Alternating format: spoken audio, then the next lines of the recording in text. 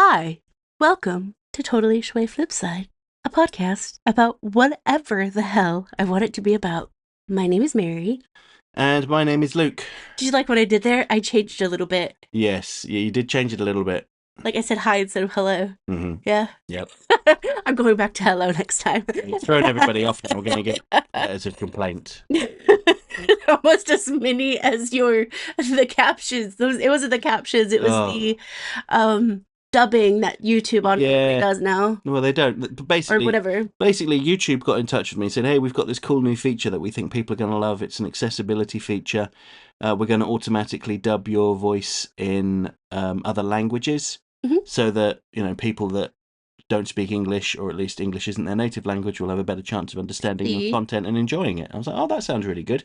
Okay, fine, I'll do it. And I listened to the French one because I've got an A-level in French, and it sounded okay. I mean, the robot voice was a bit, like the pace was a bit all over the place because it was trying to fit the words into the amount of space I'd given it. But generally it was okay. So I turned it on for the terminal video. And I was inundated with comments from people going, "What the hell? Why has this been dubbed in Portuguese? Why has this been dubbed in Spanish? Why has this been dubbed in other languages?" I was like, presumably because you've set your account up at that level and YouTube are trying to be more inclusive. And anyway, I've turned it off now. I just got a kick out of, was it Japanese that it was doing when I walked in? No, it was Hindi. I don't speak Hindi at all, so I had no idea if it sounded good, but I wanted to see what it sounded like. Whichever one it was so neat. I loved it, but I was like, Luke doesn't know that language. Or does he? I do not. Oh. Yeah. Oh, so I want to say a happy belated birthday to Sergey. Okay. His birthday was in May, wasn't he? Was it? I believe so. Cool. So happy birthday, my dude. We are May birthday people, and I don't know the significance of that other than I think we can kind of say we're spring summer babies in our heads, even though I think it's not summer until like June. Whatever. My whole life changed when I found that out because I was always a summer baby. Why am I talking about this? I don't know. It's because it's hot today. It is. We've got a window open, so you might hear a breeze coming through every now and then, so apologies, but I'm not sitting in a little cramped room recording a podcast in this awful heat. So today, we are going to talk about one of my favorite people in the entire world, and that's a full stop. Like, honestly, like one of my favorite people in the entire world, Ian McKellen. So Ian McKellen is quite an important person, not only because of how incredibly talented he is on the big screen and the small screen, but also because of just him being him and him being outspoken on important things and just being him. And that's amazing because in a world where we have so many people that call paparazzi on themselves and they have this facade of who they are or who they want you to think they are as celebrities. You have people like Ian McKellen, Patrick Stewart, and a lot of other people that just are unashamed of who they are. And that is brilliant. And when you become like that, you talk about important things without feeling like you're doing something wrong. Whereas I think a lot of people in their industry shy away from talking about certain things. For example, pride. There are a lot of people that just don't talk about it because, especially in the States, it's very, in some places it's still taboo to talk about it. But Ian McKellen not only talks about it, he embraces it, and he teaches everyone that being yourself is wonderful. And Luke and I got a really great example of this, when we saw his one-man show, I think it was in 2019, Yeah, I think you're right. and there was a scene, obviously, it's just him in it, obviously, where he was talking about, I believe it was his mother, and it was like his mother figure. I think it was his aunt. If you're Yeah, if you're talking about the scene I'm thinking of. and it just it blew my mind in the best way possible how it doesn't matter how far you are in your life. Teaching people that it's okay to be who you are, no matter your sexuality, your gender, your occupation. And sometimes it does take people a little bit longer to not just accept it, but to understand it. And there was a particular part of his one-man show that just it beautifully described it. I'm having a hard time saying words right now again. But you know which scene I'm talking about, don't you? Is this the one where he talked about when he came out to his aunt? Yeah. Yes, yes. He took her aside and he said he had something very important to tell her. He was very nervous about it and he said, "Okay, listen. You're going to start hearing stories about me. It's true. I am gay." And she was like, "Yeah, I know. I thought you were going to tell me something serious. Yeah. something was wrong." Yeah. And this is like this would have been in the 70s. So this was like an elderly woman in the 70s, someone who was born probably around the turn of the century, showing a far more progressive attitude than many public figures of this era. Yeah. And it's beautiful.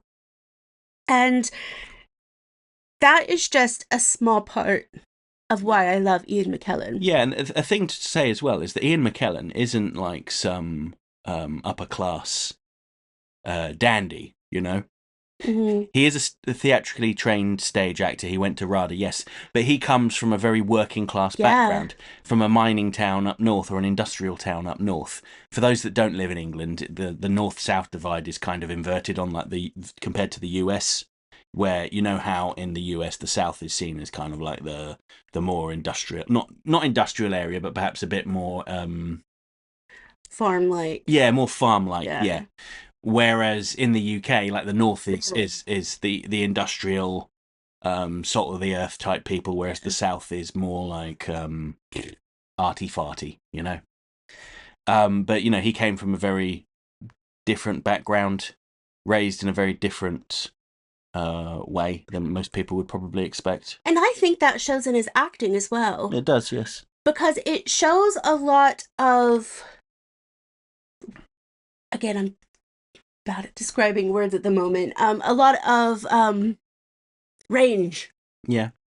And yeah, if I wish they would have like recorded that, because I would rewatch it over and over again, most likely. Yes, there was a really cool section. Now listen, I have to admit something here. I don't really like the work of William Shakespeare. I generally don't. But I understand the cultural significance of it because he invented a lot of expressions and words, and the wordplay that he used. It blows my mind now how like widely revered as like this high intellectual literature his work is, when at the time it was the equivalent of a soap opera. Yeah. People were paying pennies to go in there, stand in the mud and laugh at the fart jokes. But there was Ian McKellen has committed so much of Shakespeare's work to memory that he asked the crowd to just call out a Shakespeare play and he would act out a scene. Yeah. And he went through all of them. Yeah. And he was annoyed when the audience could only remember about 10, 15 plays. He was like, "Come on, there's more. You must know them. You must." Yeah. He was like, "What about The Tempest? Come on. Much Ado About Nothing." No, is that Shakespeare? No, it's not. So I am a huge fan of Shakespeare, but I'm also part of that time where like Romeo and Juliet came out and stuff like that, although that's not one of my favorite films.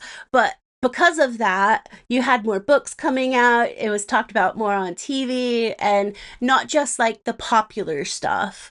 A lot of the Shakespeare stuff was talked about, and I love it. I do. Not I can't think of one that I absolutely hate, but my watch is telling me something. But I can tell you that Othello is one of my favorites. And I don't think he did Othello for probably for obvious reasons. Or did he? He performed a scene from But Othello. it wasn't him playing Othello. No, it wasn't. My favorite was the Romeo and Juliet because he did both. Yes, he played both Romeo and Juliet. Mm-hmm. He did an extended scene from, was it The Merchant of Venice with Iago? Yes. Yeah, he did an extended scene from that. Yeah. The funny thing, though, is looking around at the audience, we were some of the youngest people there. There weren't very many people under 35 at the time. And it was really funny because when he came to talk about his cinematic works and the things he's most well known for, he had to explain to the audience who Stan Lee was. Yeah. And we were just like, we know who that is. And we were looking around and there were people like going, oh, okay. Oh, I see. Like, well, how do you not know that? So but anyway. The reason why I'm talking about his one-man show first is because he was a theater person way before we knew him for what we know him for today. And that is, to me, people that do theater having to do something every day, but also committing to the performance of something like Shakespeare or something in today's time. He and Patrick Stewart did I cannot remember the name of it. I really wanted to go see it as well, but they did a show together and that got really great reviews. But having to stand on the stage with your audience there is a lot. It must be such a different feeling when you're actually acting out things on a movie set. Because yes, you do have somewhat of an audience, but if you make a mistake, you can redo it. Whereas on stage, you can't. And I find that incredibly amazing that he did that. He's still doing that. I think recently they announced that he was doing another show. He was opening another show. And you could put him up against, I don't know, the likes of Marlon Brando and Montgomery Clift, who were very strong presence. You could put him up against them and he would shine through because of his talent and just the way that he performs. And what's also great is you read stories about actors sometimes and it's always dreadful because you're like, please don't be bad, please don't be bad, please don't be bad. When you read about Ian McKellen, how freaking wonderful is it to not have one of those like shameful stories and just have him actually wanting to help people and having him be a normal person. Yeah. Not any of this like high and mighty thing where a lot of celebrities nowadays are like that. That's fine. But with Ian McKellen, he knows where he came from. And he still talks about it. It's not something that was erased from his memory. It's something that made him who he is. And he is still, I would say, kind of proud of that. Yeah. And that's great. You just reminded me. There used to be a Batman-themed restaurant in London called Park Row. I've gone on about it so much. And we used to go there like once a month, to the point that the staff all knew us. Haha. I remember one time we went there. I think it was on a Sunday for just for a Sunday roast or something. Mm-hmm. And the waiter goes, you'll never believe this. I went, what? He said, you just missed Ian McKellen. He was here like half an hour ago. Didn't I just go like, shit? Yes, you did. Yeah. Sorry I swore, but that's just how I was like. Yeah. And the person was like, oh. Yeah. It was fun. He said, if only you'd come sooner. I was like, oh, well, it doesn't matter. But I'm not the type of person that it would introduce myself, though. I am not that person. Oh, I would. Like, I am not. I would just be okay with like knowing that that person went to the same restaurant as me because I just loved that restaurant. Yeah. Um, oh God, could you imagine if I actually like had a conversation with Ian McKellen? I'd be like, Yeah. Well, you say that. I mean, we did talk to him very briefly at the end of the show, didn't we? Because yes. he said that there would be a collection bucket for a charity for working class youth to get into acting. Hmm. What he didn't say is that it was him that would be holding the bucket at the exit. So Yeah. he ran out off the stage, and I thought, well, that's a bit weird. But by the time we got out to the front, there he was at the door holding the bucket, asking people for donations. And oh my God, tell him the funniest thing. All right, yes. So I walked up to him and said, "I'm sorry, I don't carry any change. I'm a millennial, contactless only." And he went, "You can make a donation at the bar." And I went, "I will not refuse the master of magnetism." Turned around and walked away. And he didn't. I don't think he appreciated that remark. He did smile. Oh, did he? Yeah. Okay. I On the think way he out. was just because it was like what 10? No, it was like 9 or 10 o'clock at night, and his show is it's very like physical and very like I was exhausted watching it Yeah. in the best way possible, by the way. So you can probably I would assume he was very tired as well. Yes. Yeah. I kind of regret not asking him if we could have a picture taken with him. It would have been a very cringy thing to do, but I still regret it. See, I'm not that person. I'm just like I got a picture with Kevin Conroy because it was like something at a Comic-Con and it was that's what you knew we were gonna do. But he made it not cringy because of the way that he was. Yes. But if it was like with a celebrity or something, I'm just like, no, I don't need a picture. I mean, it was funny I though. mean, it would be a picture of Ian, but that would be great. But It was funny though, because on the way out, he did say good night to us, didn't he? yeah, And I think you like put your hand out, and then he patted you on the shoulder and yeah. said, "Stay safe" or something like that. Because we were all so close, I accidentally touched his shoulder, and I was starting to freak out, like, oh my God, security's gonna get me. And then what he did was he patted my shoulder or something. Then, and it was just so Get out! yeah. I mean, it was just so fascinating that because of this charity, he was there doing that. Not a lot of people would do that, and I'm gonna end up coming back to this a lot. That he puts himself online, and when I say that, he is well known, like world renowned. You know, a lot of people know who he is, and just by a simple glance, you'd be like, "Oh my God, it's Ian McKellen." Mm. Sir Ian McKellen, excuse me. And you would know. Not a lot of people would just be stood in the middle of like a couple hundred people. Yeah, and even at the intermission, he was wandering around the edges Yeah. of the seats, And just actually saying hi to people. people. We waved at him, and he looked confused, and I was like, "Oh no!" I think it's because we were in the middle part, and it was very that particular part was quite dark as well. But I really didn't. I had no. I have nothing bad to say about that. No. Shall we talk about some of his films? What would you like to talk about first? Well, there are obvious movies to talk about, but maybe why don't we start with something a little less obvious? There was a movie he did with Bryan Singer, who, yeah, He did a few movies with Bryan Singer. Yeah, but let's not dwell too much on him. Mhm.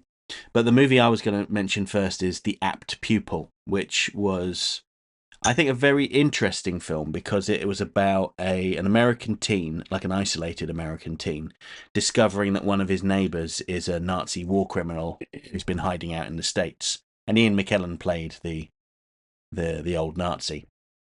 And it was about, he'd been living, you would probably say it was a good life, not being a vicious Nazi anymore, just trying to fly under the radar and live his life. And this young man kind of falls into extremist behavior and kind of coaxes him back into his awful beliefs. And I thought it was quite there was a very powerful scene where, Ian McKellen has been resisting acknowledging his past, and then he just gives in and he starts marching and Sieg Heiling and doing a speech in German, etc. and you can see it's just like almost like a cathartic release for him. It was very impactful, is how I'd describe it. I must have seen this movie before, but I don't remember actually like sitting down and watching it. So somebody might have watched it in the background or whatever, but I can't remember actually just watching it myself. So I need to watch that. Yeah, I mean, I haven't watched it in 25 years. Yeah, probably 25 years. I watched it after X-Men came out, the first one. Mm. Or maybe in preparation for watching the first X-Men when he'd been cast as Magneto. I wanted to see a couple of things he was in. He was in a film with Richard E. Grant when he was younger and had dark hair. And I can't remember the life of me what the name of that movie was, but it was kind of like a... I don't know if I'd go as far as saying a romantic comedy. But yeah, I mean, he's been in a lot of stuff, particularly in the UK on stage and television. Mm-hmm.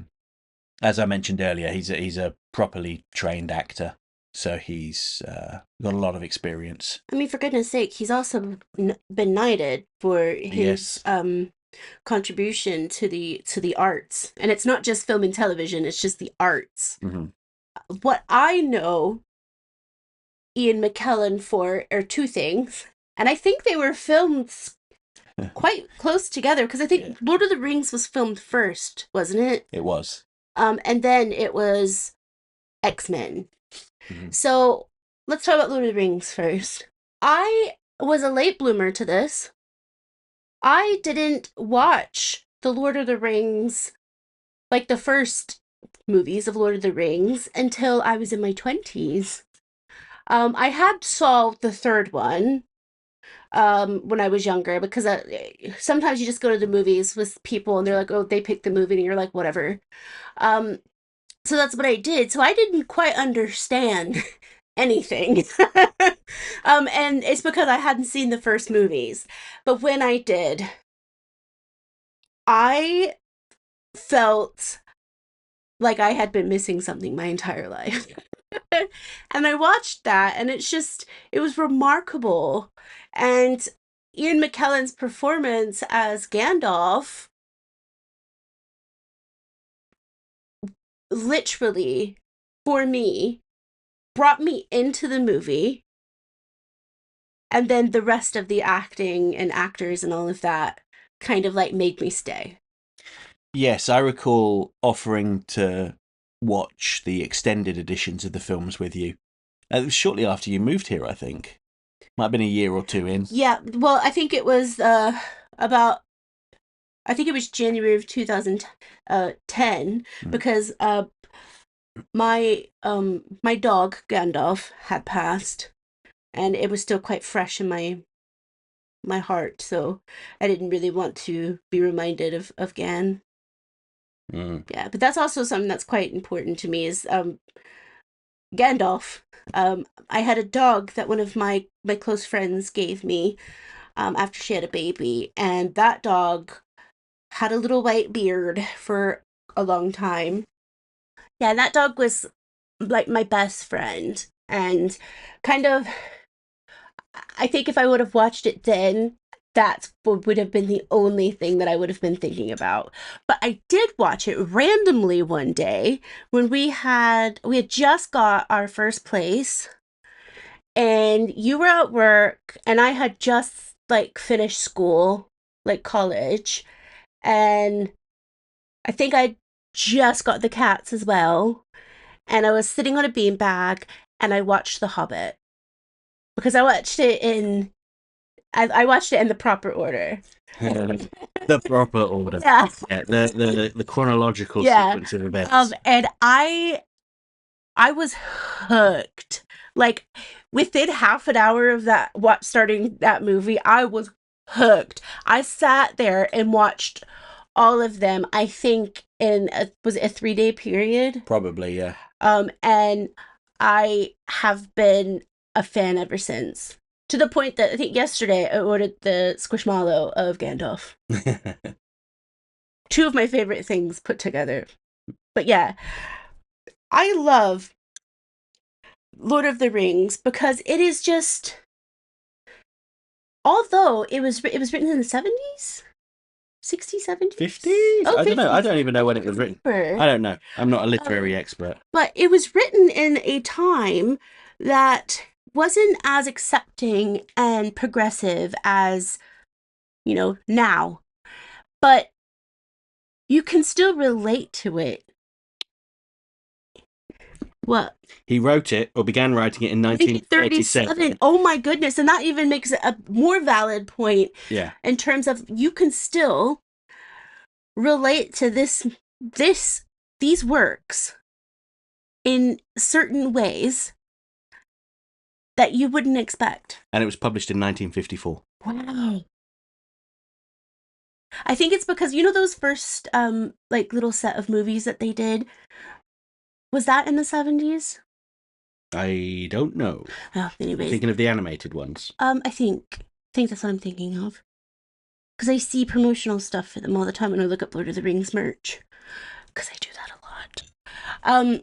Anywho, I find it just extremely fascinating. And when Ian McKellen picks something to work on,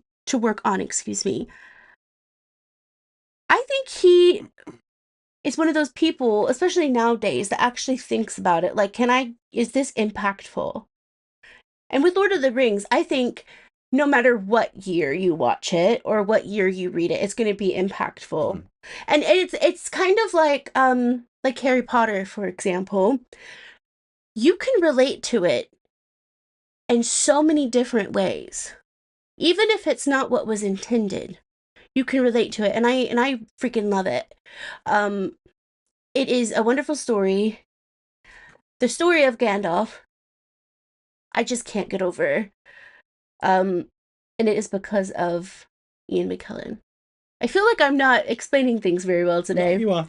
But yeah, that's what I know him for, other than X-Men. So X-Men is the thing that I think I was introduced to Ian not obviously not in person, but introduced as in like his movies through X-Men, and then because things like HBO and TBS and stuff like that would play some of his older movies. But that was my thing. And I tell you what, from the moment you meet Magneto in X-Men, that is when I knew in my heart, addicted, obsessed. I liked his introduction in that movie where he is framed in shadow. So they're having their Senate hearings about mutants, and he's attended. He's wearing his hat and his cloak.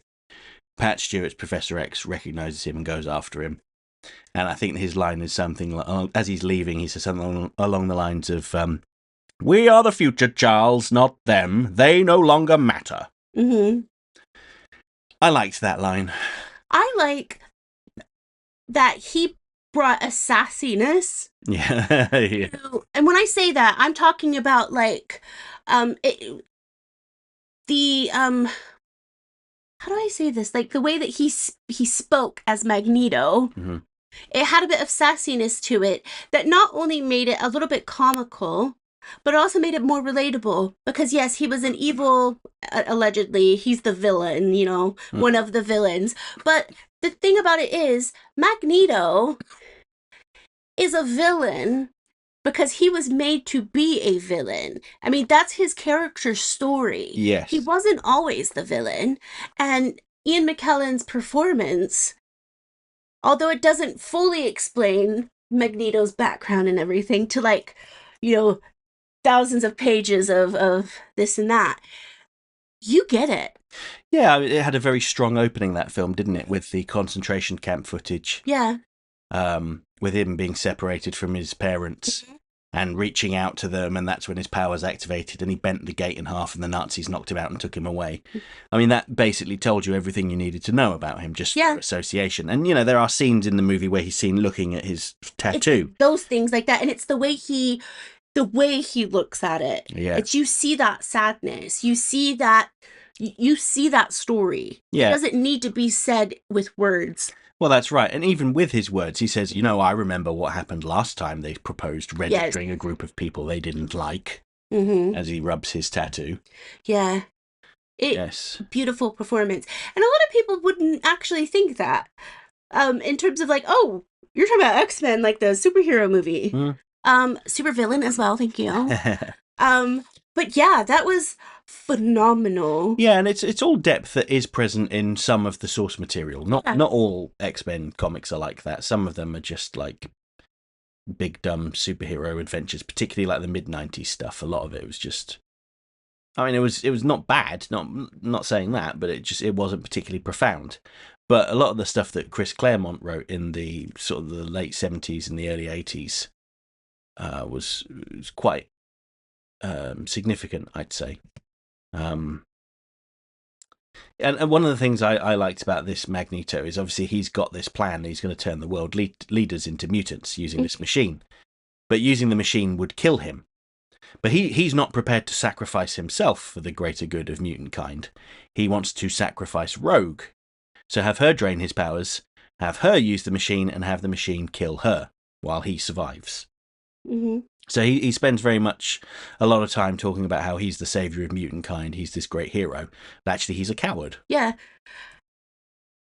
With Magneto, you get, I mean, with all of the characters for the most part, but especially with Magneto, you get a complete journey from, was it 5 he's been in? At least. Yeah. So he was in the first 3. Yeah. Days of Future Past. Yeah. Phoenix. No, I don't think he was in Phoenix. Was he not? No. And he wasn't in Apocalypse. Okay, so 4. At least 4. Yeah. He was briefly in The Wolverine as well. He was in the post-credit sequence. So maybe that counts as 5. And he's going to be in the new Avengers Doomsday. Along with every other person on the planet. I might be in it. Yeah, well... I'm waiting for my... I don't know who's directing it. I apologize. But I'm waiting for the call. It's going to be weird because I don't answer phone calls. But it's one of those scam calls you think you'd be getting. No, it's really the... what the hell are their names? The brothers that directed the Avengers movie. I can't remember their name now off the top of my head. It'll come to me later on and I'll scream it and go, no! At 3 a.m. when you're waking up mid-dream and it's like, no! The Russo brothers, there we go, I remembered. Whew, my night's sleep is safe. No, it's like the Russo brothers going, why isn't she answering? She hung up! She was the budget. She was the budget pick. Yeah. How much should I ask for? $2? I was going to say a tenner and lunch. You know what? Let's do a $5. Okay. And a photograph of me holding Thor's axe. Hammer. Thor's got a hammer. I thought it was an axe now. I mean, he did have an axe, but he's got his hammer back. Okay. I want to do the axe. You want the axe? Yeah. Okay. I like axes. I don't know why.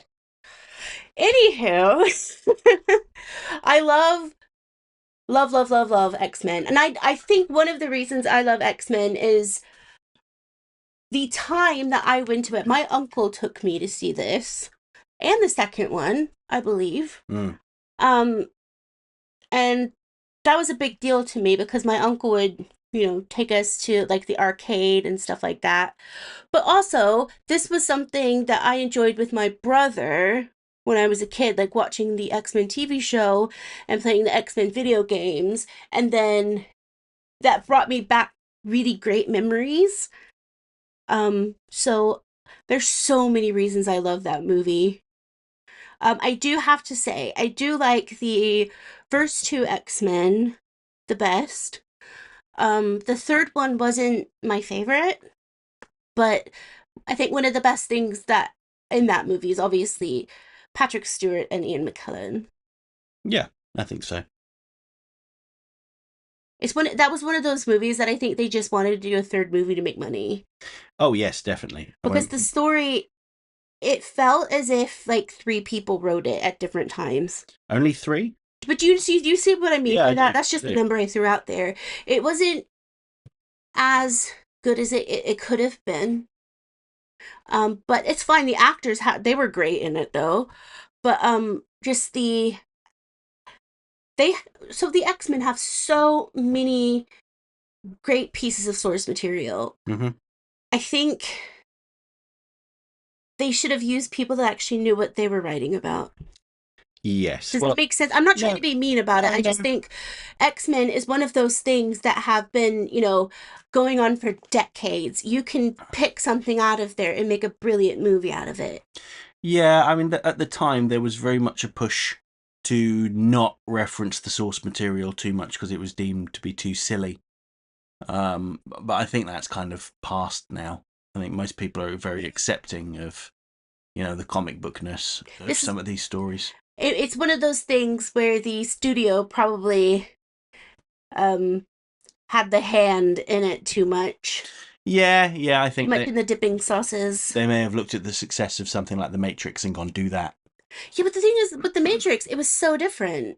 Well, The Matrix was very inspired by comic books anyway, which Yeah, is but it kind of was the irony of it all. yeah, but it was still really different.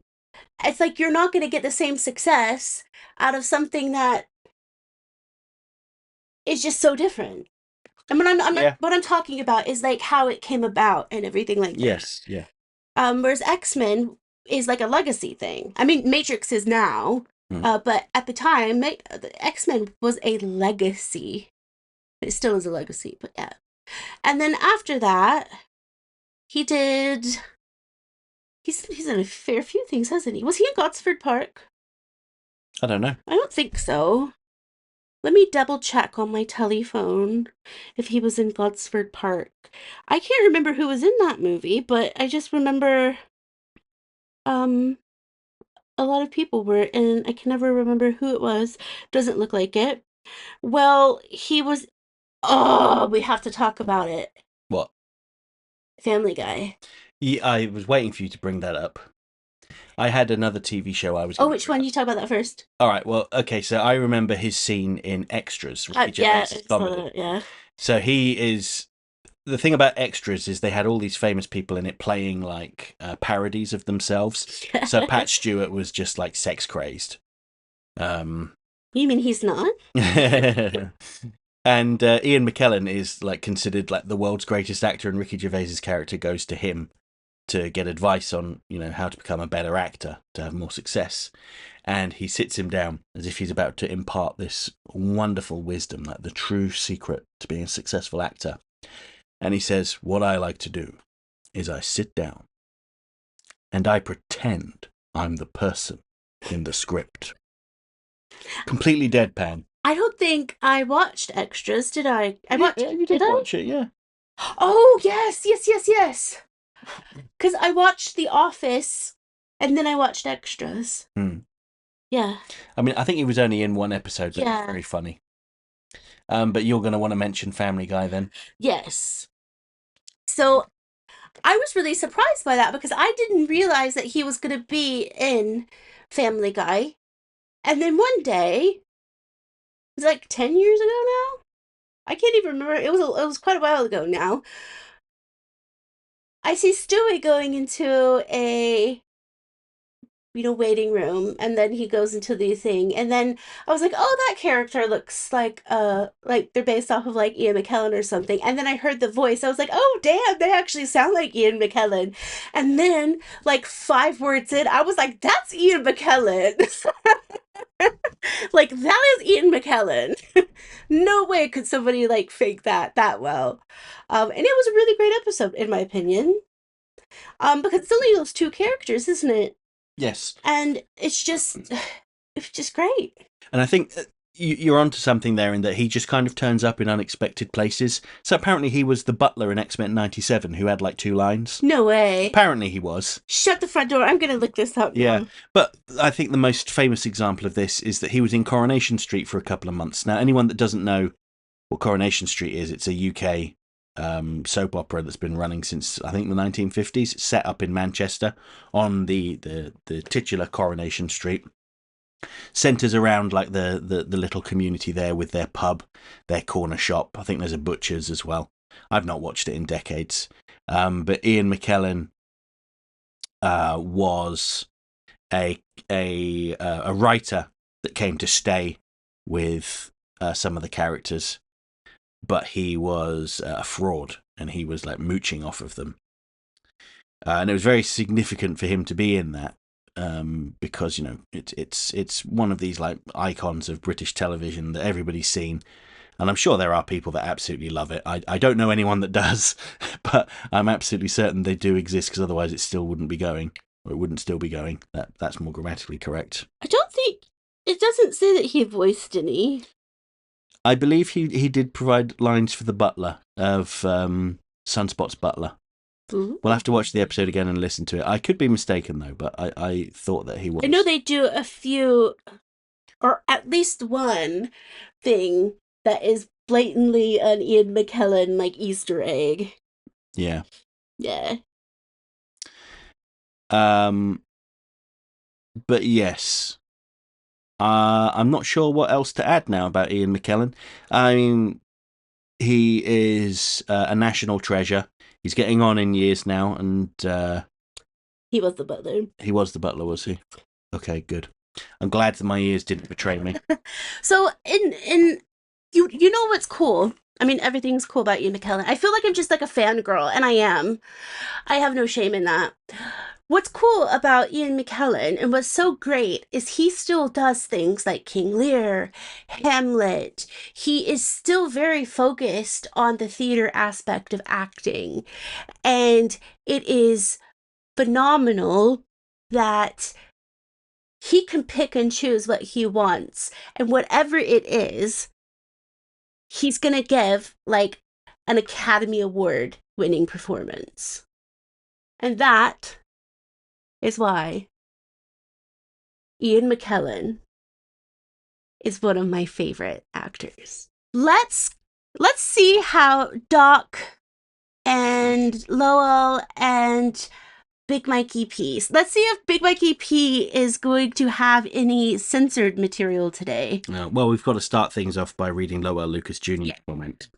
I can't actually remember off the top of my head what the last episode was about. It was about Thunderbolts, wasn't it? The movie Thunderbolts. Something like that. I've got a lot. I didn't even tell them what I did for my birthday. What did you do for your birthday? I went to go see the cabaret with my niece at the Kit Kat Club in London, and it was brilliant.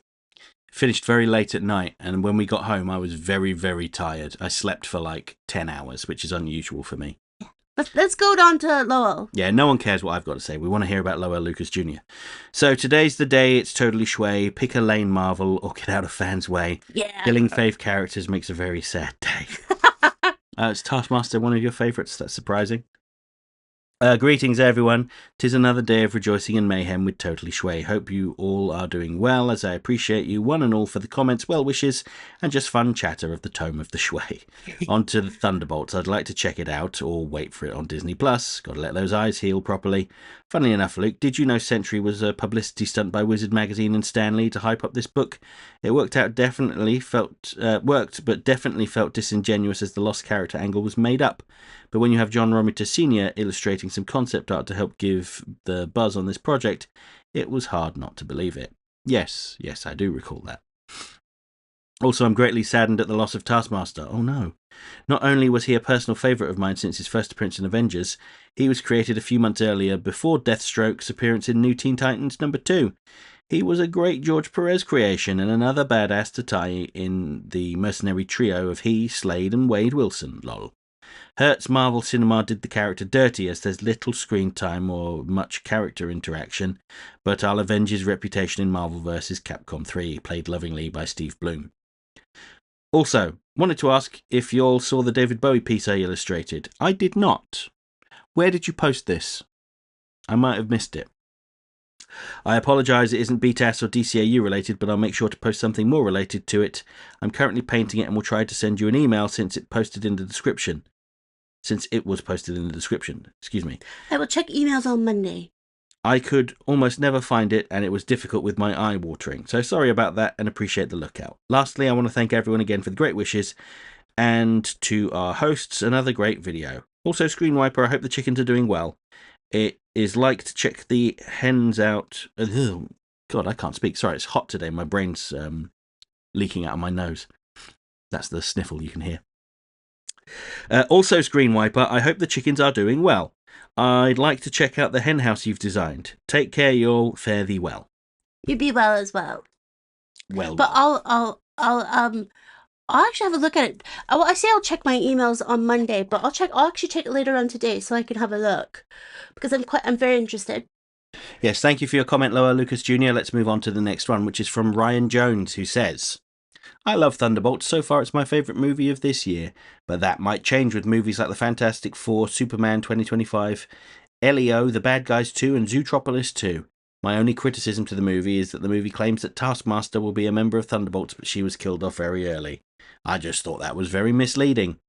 I've said this before, but I'm a Taurus, and I very much believe in zodiac signs. My theory on why RJ is Doctor Doom is that he's an evil version of Tony Stark. I hope my theory is correct. If not, I will be very disappointed. Also, there are rumours that Doctor Doom has an evil Avengers team of the original 6 in either Doomsday or Secret Wars. I like both Marvel and DC equally. They both have their strengths and weaknesses, even though I love the 90s X-Men show and like the 90s Spider-Man cartoon. Has the best animation universe, no questions asked. But when it comes to live action, the MCU totally cakewalks over the old DCEU. I had a great birthday. For dinner, I had Pizza Hut, aka the best pizza in the world. And if you want to know what I got for my birthday, go to my YouTube channel post. We'll do that. Do you know what? We'll be doing that. And happy belated birthday. Yeah, let me see if I can do this right now. My birthday. I'm going to do it right now. Ian McKellen's birthday is May 25th. So I didn't even think about that. Ryan. I love celebrating other people's birthdays. I have no idea why. Like, I absolutely love it. I'm one of those people that I don't care to be the center of attention, but I love making other people the center of attention. I'm going on your channel now. There you are. And let's have a look at your post. And you got, ooh, lovely jubbly. An Only Fools and Horses cushion, a Goofy Movie shirt, Rugrats. Is that the entire Rugrats collection? Complete series. That's what it looks like. It says a Goofy Son plushie, the Goofy Movie 30th anniversary, a Millionaire Fund, Only Fools and Horses money pot, and the Lego Batman Gotham City skyline. Mary built that for me because I don't have the patience to do it. So I hope you have the patience to build it, Ryan, because it's a very impressive set. Although, Mary, can you remind us how you felt upon completing that set? We don't need to talk about that. She went insane. I said words that I don't normally say. Like, I really said, it was unlike me. I was just so like, so I need to preface this with saying I have psoriasis, but I have the psoriasis that's also like on your joints and stuff. Doing Lego things is not comfortable because I woke up the next morning, because I would usually do it in the evening. I would wake up in the next morning, and when I would be drinking like my coffee or something, I had to hold it with both hands because my hands were just so like stiff, because I just kept like picking up little things. But also, it was very annoying, just in general. But I love the way it looks now. I do. And I went to look at the light set that you can purchase for it. No, it's beautiful, but I'm not taking anything apart on that. I worked too hard. I built the display case. That Lego is was it Piece de la Yes, de Resistance. Yeah, and I don't need to do anymore. Your life's work complete. I do like the flower things, though. But yes, thank you for your comment, Ryan. We shall now move on to the next comment, which is from Big Mikey P, who says, when I prepare my voice, would really, really like to see this movie, no lie. But my media mind told me to hesitate and save money on better endeavours instead, for She-Hulk, Eternal, Secret Invasion, and maybe the Venom, Morbius, Craven stuff exist to undo its saga quality. Just like Disney Star Wars, worse than Star Wars Legends yet again. Godzilla show, as in the animated series sequel to the 1998 Zilla movie. No, there was an Apple TV Godzilla show. Really good. I forget what it was called. I mean, it wasn't like Academy Award, Emmy Award, BAFTA Award winning type of stuff, but it was really good in terms of like the Godzilla story and stuff like that. It was really good. Yes, yeah. Matt Fraction wrote it, or was one of the lead writers on it, if you're familiar with his work. But anyway, To continue the comment, quite interesting that Sentry getting some love because of this movie, considering him being quite an obscure and hard to write comic book character. Guess the movie's writing staff are of the same surprising caliber as the people who did Guardians of the Galaxy Volume 1 and 2, Captain America the First Avenger and the Winter Soldier, and the first Iron Man and Ant-Man. Personal opinion, MCU faves, these. Good to hear that Ghost is back. Weirded out about Taskmaster's fate, far as I'm hearing you guys out. Is CIA Director Julia Louis-Dreyfus / Valentina de Fontaine doing an Amanda Waller recruited a task force covert? Yes. I really need to rewatch No Country for Old Men. Still a serious Coen classic, you know. A guy like Bob would have made an actual amnesiac multiversal operative surreptitiously found by a beleaguered MCU's US government cut off from the S.H.I.E.L.D. sword. Not another man-made Superman creation project pandering on Homelander and Omni-Man. Still, the use of Indonesia for doing their project Batman Beyond-esque on Bob piques my interest in some ways. The same way I'd like to make Japan, Germany, and the American Western Seaboard become XCOM-style secret bastions for multiversal undercover operative task force for potential works. I don't know, the new Avengers just sounds better in hindsight than the villainous-sounding Thunderbolts, Mary. Befits the propaganda coup angle of the actual movie. Yeah, I don't think Mary's upset that the film ends up being called that. It's that they changed the title 2 days after it came out. Yeah, that's the thing that I was a bit peeved about. Like, if it was called The New Avengers, awesome. And it stayed The New Avengers, awesome. But it's the fact that they just did this silly, in my humble opinion, this silly stunt, I guess you could call it. Mm-hmm. To continue the comment, won't lie, I was actually pro-registration when those Marvel Civil War comics came out. Also, pass on overrated Magneto. What? Would prefer a tale about X-Men's Quicksilver that's not another WandaVision clickbait, and he's a planeswalker now like the Spideys of the Spider-Verse. With the Falcons Avengers versus New Avengers thing in mind, does that mean there's an upcoming Civil War 2 between POTUS, Harrison Ford, Thaddeus Ross, and CIA Director Valentina? What happened in Fantastic Four First Steps universe? So to make these cosmic has-beens need the help of the MCU heroes. It's probably Galactus. Overall, the new Avengers sounds cool, but I'm more interested in what'll happen in other works. Avengers Doomsday better have subtle multiversal nods to other surprise non-Marvel works, even if they're only Disney exclusives, grudgingly enough. Would be neat to have a shocking fandom scene where we've seen Star Wars World Between Worlds, the Outhouses in Between Realm, and familiar Phineas and Ferb and Kim Possible isekaiing doohickeys, even as blink and you'll miss it. I think that's very unlikely, but you never know. Secret Wars was already done in works like Spider-Man the Animated Series Season 5, by the way. Yes, we know. Am I on a minority still caring for the Avengers, what with the X-Men becoming stuck-ups and the Fantastic Four of being... and the Fantastic Four, of course, being has-beens. That Across the Spider-Verse little girl you mentioned is so like the cliffhangered fans of Halo 2, Pirates of the Caribbean, Dead Man's Chest, and Girls und Panzer das Finale. Better a franchise with a toxic fanbase than a franchise with too much inconsistent qualities due to varying versions from strange folks named Roddenberry and Braga. Star Wars greater than Star Trek. Yeah, I think we'll agree to disagree there. Toxic fandoms can get in the bin, full stop. If I have complaints about Andor, it's unrelatable focuses on manifestos and whatever Luthien biz is, at least to me, not following up on K2S0's promised introduction and characters when leading up to Rogue One, and having a nerfed Gorman word he's bleeped out that pales in comparison to what Tarkin deliciously did in Legends. Type the incident on Wikipedia, you'll be surprised. Maybe I will, maybe I won't. Then again, I'm just more biased for Operation Skyhook. Basically consists of elements from the X-Wing video game, the Dark Forces game, and Battlefront 2 2005 game campaign, the Han Solo Rebel Dawn novel, the Death Star novel, the Tales of the Mos Eisley Cantina anthology novel, the Empire comics, and the Episode 4 A New Hope movie novelization radio drama, when compared to the Andor Voice of Rogue One, Andor, and the Catalyst novel. Hey, The Phantom Menace and the rest of the prequels are stronger than The Last Jedi. Hard disagree. Especially with awesome side material like the Republic's the Republic comics, the Republic Commando video game, and novels like Darth Plagueis and the Dark Lord trilogy in mind. However, can admit that The Last Jedi ain't too bad.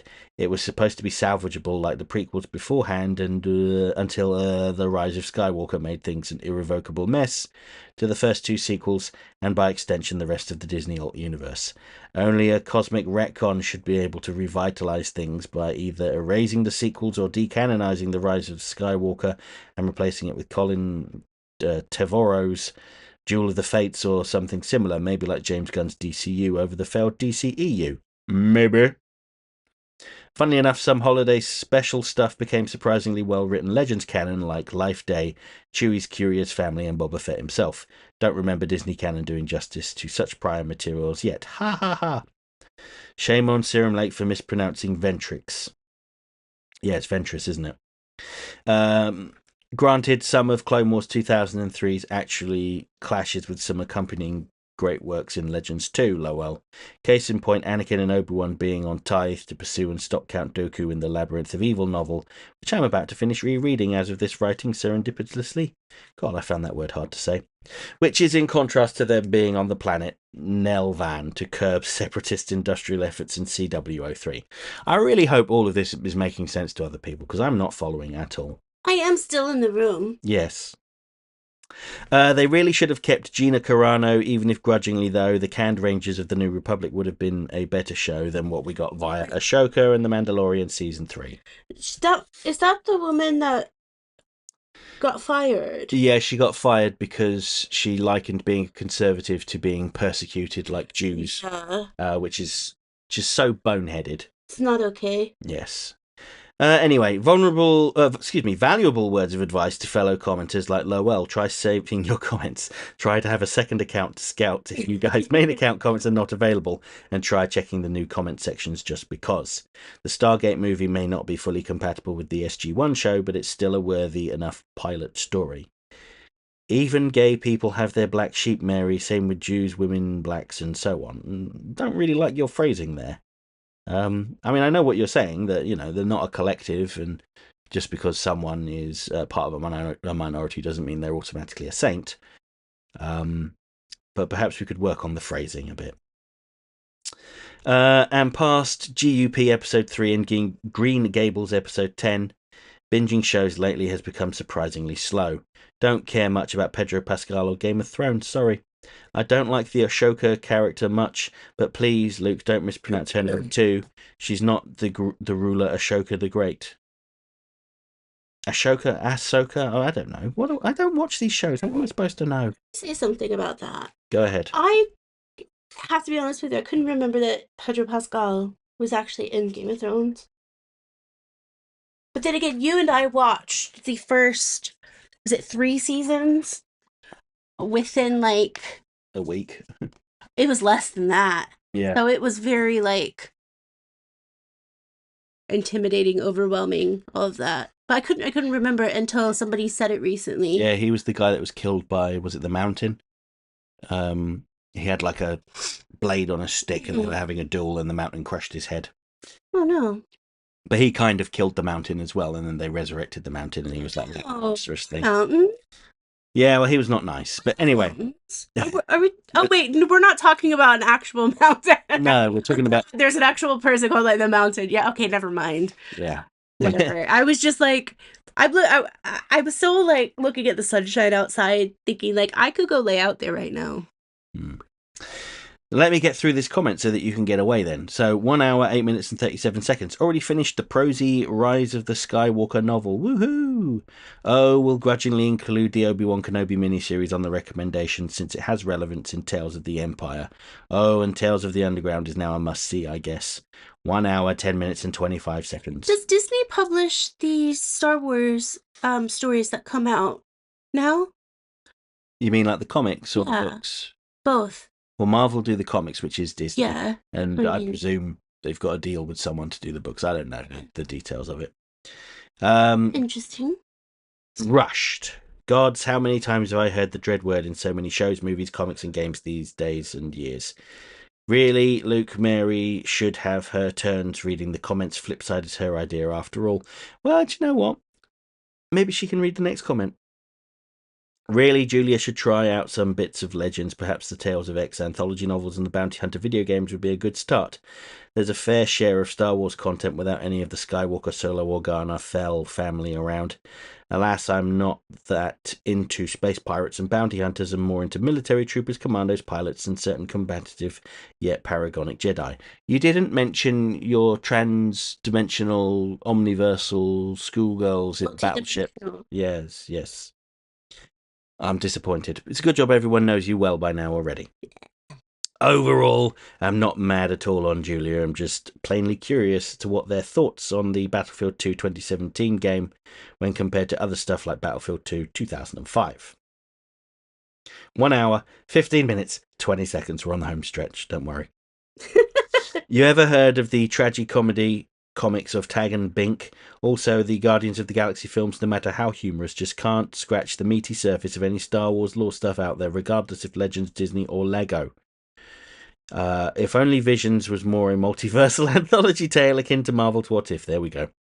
Only more nuanced and even explores the aftermath of Infinity stuff like Revenge of the Sith, alternate ending where an unburnt Darth Vader becomes Emperor after taking down Kenobi and Palpatine.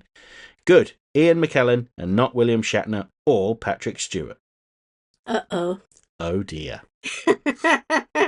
That's all I'll say. Right, on to the next comment, which is another long one. I suspect it's Doc Widener. Yes, it is Doc Widener, who says, thank goodness you're here. Happy last day of your birthday month, Mary.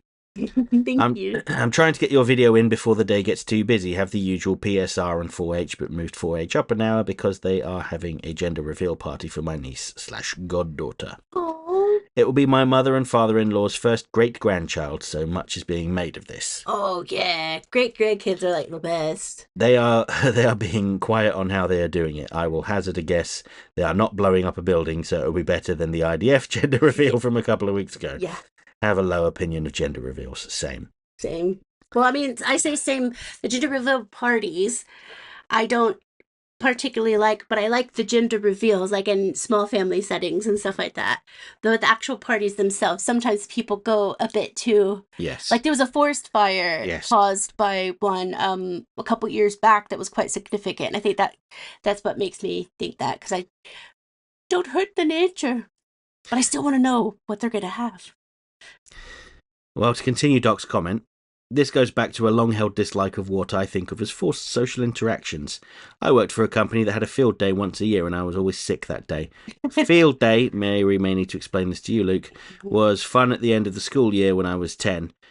29, not so much. I don't need or want to be in a three-legged race with Steve from marketing or do a water balloon toss with Jill from HR. Yes, I'm aware of what they are. Do you want to know what? I went to one of those at school, and then all the other times I had my grandpa right that I did not want to do it.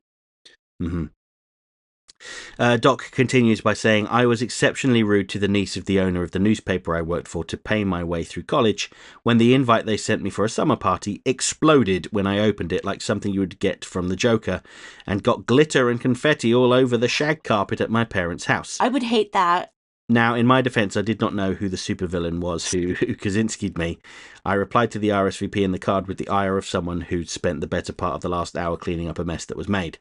About a week later, it was suggested by my zone manager that if I wanted to remain gainfully employed, I should probably consider an apology.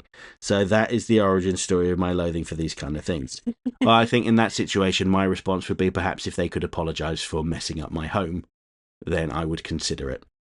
Could you imagine if me, like, the worst person to like have surprises?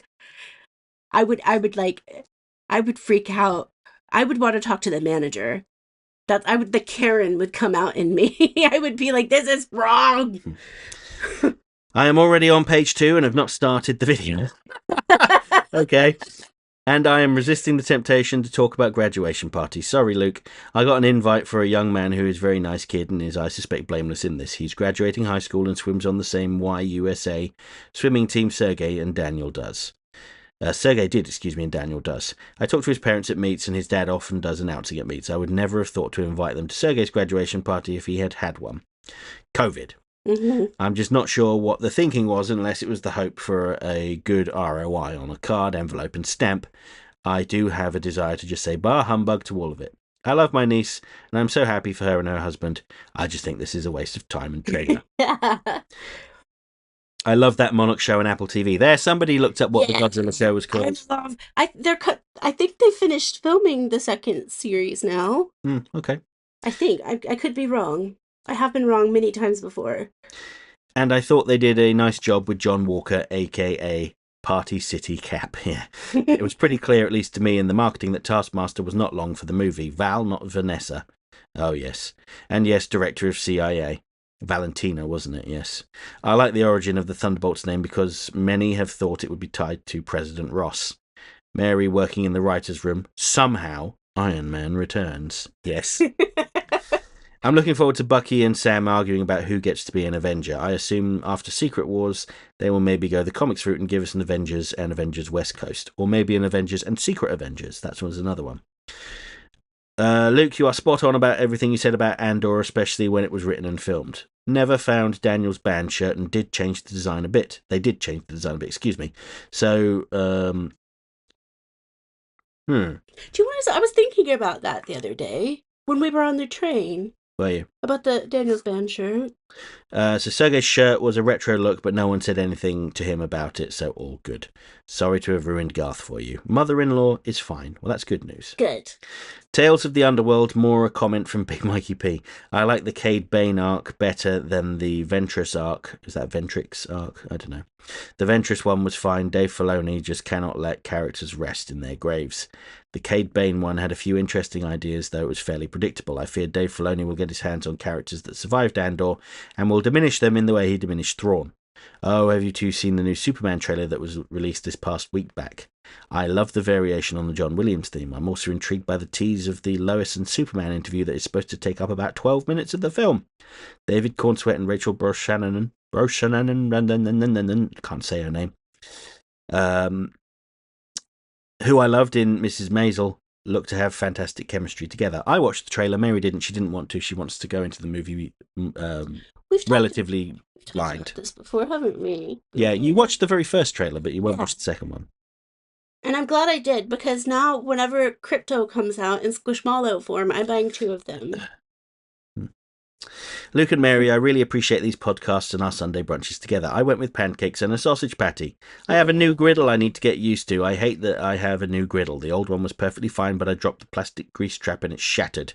With shipping, a replacement tray was roughly the same cost as ordering a new one from Amazon. We got a new griddle as well, didn't we? Yeah, it's like an indoor grill / griddle. Yeah, it's good. And I love it. Like, I was gonna say I have so many ideas for it, but it would be like an hour long. But I've this first time we've actually had a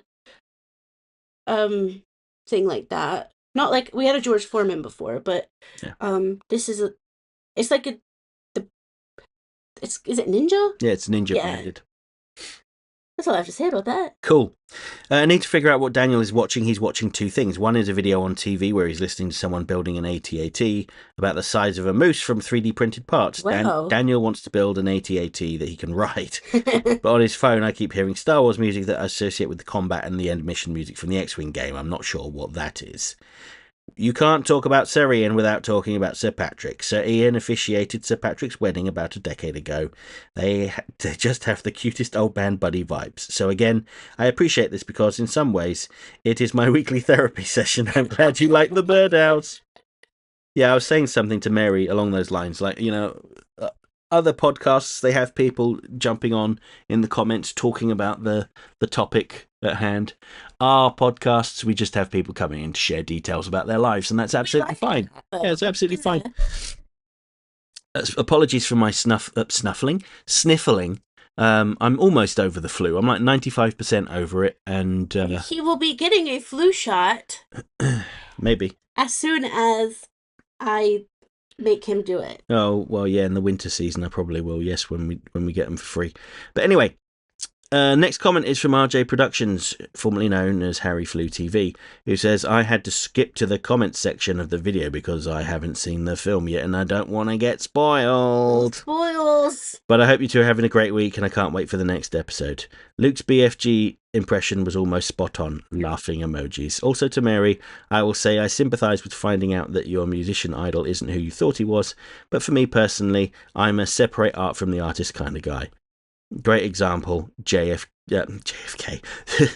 That's someone completely different. JK Rowling, or even certain content creators like me. Sorry. I know we should listen to the victim, but personally, I think, what good is that if you can't enjoy the content you love? So I'm laughing completely inappropriately. What is wrong with me? So with me, I've always had this. I know what it is now. Through therapy and diagnoses and stuff like that, but for some reason I am the type of person that says, oh, okay, that's the color cyan when somebody would say blue, but I could not let it go. Like, I cannot let it go. Like, they have to understand why it's cyan and not just blue and stuff like that. So when it comes to actors and musicians and even magicians, I can't let it go. And I think that's part of the neurotypical part of me, that it's always constantly on my mind. And I wish it wasn't like that, but it always has been. Even in my personal life, when people have done things that I don't necessarily, and the law doesn't agree with, I don't associate with them the same way that I once did. Mm-hmm. Does that make sense? Yes. I don't feel comfortable saying like exactly what like my diagnosis is or whatever on the internet just yet. Give me about 5 years. But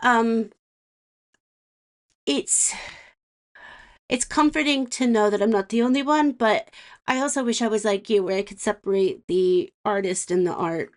So to continue and conclude Harry's comment, it says, I know we should listen to the victim, but personally I think what good is that if you can't enjoy the content you love? I'm not justifying anything these, it says promos do.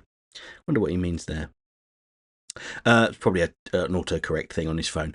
But I try to avoid drama from the creator and enjoy the content they produce. That's just my personal take, though. And he's come back with an edit saying, I've just come back from watching the movie, and honestly, it was really great. By the way that you, what you've just said before you talked about the movie, there's nothing wrong with that. That is absolutely fine. I wish I could do that. And I'm inspired to try to listen to some of my favorite. I think it depends on if you're financially rewarding them, though. Like, do you really want to be sending money to R. Kelly?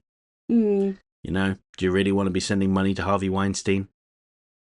I wouldn't want to, and I wouldn't enjoy the content because of the association with them. But then I'm different, so. Because he helped make Dogma, didn't he? Yeah, he did. I can't watch Dogma. I watched it recently. Yeah, we bought it secondhand, so no money went their way. But I still couldn't enjoy it as much as I once did. Yeah.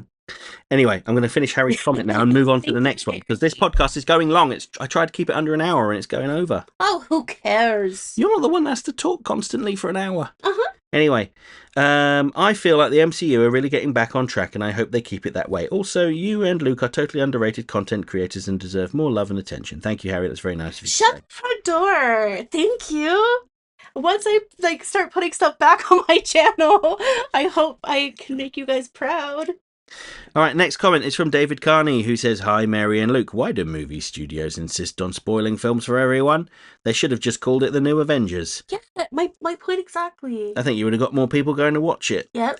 DC did that with Birds of Prey and the fantabulous emancipation of one Harley Quinn. They changed it to Harley Quinn's Birds of Prey. Love the Superman trailer. Can't wait for July, which is my birth month. Yeah. Have a good week, both. You too, David, and I hope you enjoy the movies coming out in July. Yeah, there's loads of them. Yeah, I think we're just seeing Fantastic Four and Superman. Anything else? I think there's another one. At least one more. Gonna go see the Smurfs? No. Next question. Okay, and our final comment, which is from A1ML33Y, also known as Julia Roll, who says, "Hey, Mary and Luke, you all didn't read my comment on Luke's channel, the Mr. Freeze episode and others, and I believe you didn't read my Star Wars Day comments either. What's going on? Are you ignoring me now?" No, they didn't come through.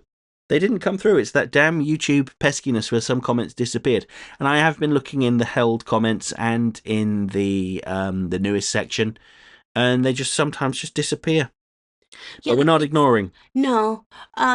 It really, Luke knows how much it annoys me when that happens, because it's like, I love hearing from you guys, and then when I hear that it's done that, it pisses me off, if I'm being honest. I'm gonna say it pisses me off. Anyway, to continue their comment, Julia says, "Anyways, I'm mostly looking forward to Fantastic Four, and I hope seriously that James Gunn's Superman is good because I don't want to be disappointed.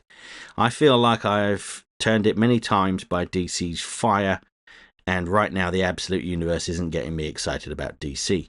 The only good things worth a damn for me is my adventures with Superman, and right now I hope they add more characters to that and just keep it fun and light-hearted. And Luke Wilson could be recommended me the Batman comic that is not dark grey and so serious like Absolute Batman, and Wonder Woman comic that's not evil-looking like Absolute Wonder Woman. Anything bright, colourful, and optimistic would be nice."